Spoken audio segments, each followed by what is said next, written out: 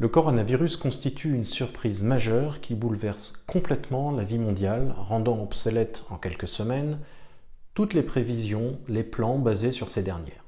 Alors, le propre d'une surprise, c'est de mettre en lumière un élément de nos modèles mentaux, c'est-à-dire des croyances profondes qui guident notre action, et de l'invalider. Notre modèle nous indiquait que le monde allait dans une direction A, mais il s'avère aller dans une direction B et nous sommes surpris.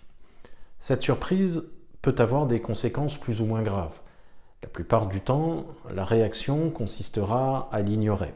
Lorsqu'il y a une différence entre la réalité et nos croyances, nous essayons à tout prix de maintenir ces dernières en inventant toutes sortes de raisons pour minimiser la signification de la surprise. Il en va de notre intégrité car nos modèles mentaux sont constitutifs de notre identité profonde. Comment nous voyons le monde, c'est aussi comment nous nous voyons et comment nous sommes dans le monde. Alors, si la surprise montre un décalage très important entre la croyance et la réalité, elle constitue ce que le spécialiste de la théorie des organisations, Carl Weick, appelle un épisode cosmologique, c'est-à-dire un choc particulièrement grave qui peut remettre en question notre identité même. Le décalage est trop important pour pouvoir être nié et l'événement est tellement inattendu et puissant qu'il ne peut être interprété par nos modèles mentaux existants, entraînant leur effondrement et celui de notre identité par la même occasion. Alors, ce phénomène a été mis en lumière par Weick dans son étude célèbre de l'incendie de Mann Gulch aux États-Unis en 1949, un feu de forêt au départ banal mais qui a mal tourné et qui s'est traduit par la mort de 13 pompiers. Weick montre comment l'équipe des pompiers, pourtant composée de professionnels aguerris, s'est désagrégée face à un événement dont ils n'ont pris que trop lentement la mesure. L'équipe n'existant plus, l'identité collective du groupe s'est désagrégée, ce qui a annihilé la volonté et surtout la capacité d'agir de ses membres, chaque homme se retrouvant alors seul face aux flammes qui auraient pourtant pu être gérées sans difficulté en équipe. L'épidémie du coronavirus a déjà ébranlé plusieurs de nos modèles mentaux. Le fait, par exemple, que notre approvisionnement en denrées essentielles soit acquis pour toujours, que les épidémies et autres calamités soient réservées aux pays pauvres, ou que nous n'ayons pas d'aide à recevoir de pays en développement comme la Chine. Si le coronavirus devait se traduire par un grand nombre de morts et une grande perturbation économique, ne doutons pas que d'autres modèles mentaux, beaucoup plus profonds et surtout beaucoup plus fondamentaux, seraient ébranlés. On a déjà pu le voir lorsque certains ont avancé l'idée que seuls des pouvoirs autoritaires pouvaient gérer efficacement une telle épidémie. Taïwan et la Corée du Sud, deux démocraties, l'ont pourtant parfaitement géré. Alors, le renforcement des modèles mentaux face à la crise. Paradoxalement, un épisode cosmologique n'amène pas toujours à remettre en question ses croyances.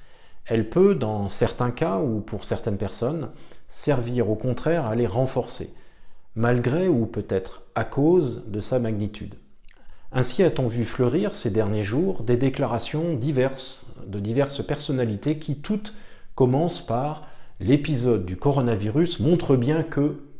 Ainsi, l'ex-député écologiste Noël Mamère déclarait-il récemment « Le coronavirus nous fait vivre une sorte de répétition générale avant l'effondrement majeur d'un modèle qui a trouvé ses limites. » Fin de citation. Effondrement, mondialisation, limite du libéralisme, vengeance de mère nature, interdépendance due au commerce, secteur public, rôle de l'État et même les retraites, toute cause verra rapidement le coronavirus coopté pour sa défense dans une grande opération de renforcement des modèles mentaux. Le président de la République lui-même n'a pas échappé à ce phénomène lorsque, vers la fin de son discours, pourtant construit et posé, du 12 mars dernier, il a affirmé qu'il faudrait tirer les leçons du virus, ajoutant « Il est des biens et des services qui doivent être placés en dehors des lois du marché. Déléguer notre alimentation, notre protection, notre capacité à soigner, notre cadre de vie au fond à d'autres est une folie. » Alors on peut parfaitement être opposé aux lois du marché, voire au marché lui-même, mais en quoi l'émergence du coronavirus montre-t-elle que l'alimentation doit être placée en dehors de ces dites lois du marché, ou qui sont ces autres? C'est un mystère. Derrière ce qui est pour le moins un raccourci se cache sûrement un modèle mental de l'ordre de « il y a des choses trop importantes pour qu'elles soient confiées au marché qu'il serait intéressant de creuser », ou peut-être plus profondément qu'il faut absolument un coupable à tout cela. Alors qu'il faille tirer les leçons du virus, de son émergence et de sa gestion, c'est une évidence. Mais si l'histoire a montré une chose, c'est qu'il faut être prudent en matière de leçons à tirer d'un événement cosmologique, la mauvaise leçon étant tirée très facilement. Le lancement du satellite Spoutnik par les soviétiques le 4 octobre 1957 est un bon exemple d'épisode cosmologique, ayant constitué un choc considérable pour les Américains. Ils en ont tiré la leçon que l'URSS était en train de les dépasser, alors que le programme spatial soviétique était en fait un programme de prestige, comme les aiment les régimes autoritaires, qui consommait des ressources précieuses et en fait masquait l'échec du système dans son ensemble. D'une façon générale, on tire de mauvaises leçons quand on est sous le choc. Alors, on va contrôler la narration avec les modèles mentaux. Le renforcement des modèles mentaux, au travers d'un épisode cosmologique, est souvent inconscient. Après tout, le propre d'un modèle mental est de n'être pas vu comme un modèle, mais comme une série de vérités universelles et éternelles. Il est cependant parfois utilisé de façon délibérée, précisément pour faire avancer ses propres modèles mentaux. Un exemple historique fameux est celui de la défaite allemande de 1918. Alors qu'elle était due à un effondrement de l'armée allemande au tout début de l'automne 1918, l'extrême droite allemande a réussi à la présenter comme le résultat d'une trahison, un coup de poignard dans le dos, par un gouvernement social-démocrate qui avait dû pourtant récupérer la gestion des affaires une fois le désastre consommé. Cette façon de voir les choses, ce modèle mental, fut largement accepté dans l'Allemagne d'après-guerre et servit beaucoup à Hitler dans son accession au pouvoir. Outre la gestion de l'événement lui-même, la clé pour un épisode cosmologique va donc consister à gagner la bataille de la narration, à faire accepter le sens que l'on va donner à l'événement.